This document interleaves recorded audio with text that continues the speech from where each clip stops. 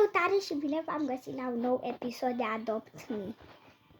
Eu când filmez acum e ora 5, e ora 3 și 18 minute.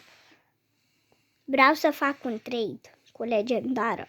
Aș vrea să-i fraieresc. Sincer, dar nu reușesc. Deci l-am fraierit pe unul cu Guardian Lion. Acum nu mai l-am. Am T-Rex, Buffalo Neon, Buffalo Rideable și o pisică. Chiar nu-mi trebuie, sincer, e serios. Tot Buffalo e. Da.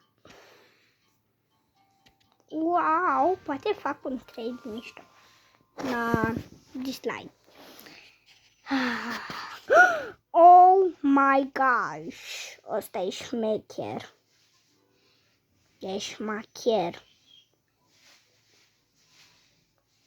Cum adică eu îi dădeam 2 legendare și el să nu vrea?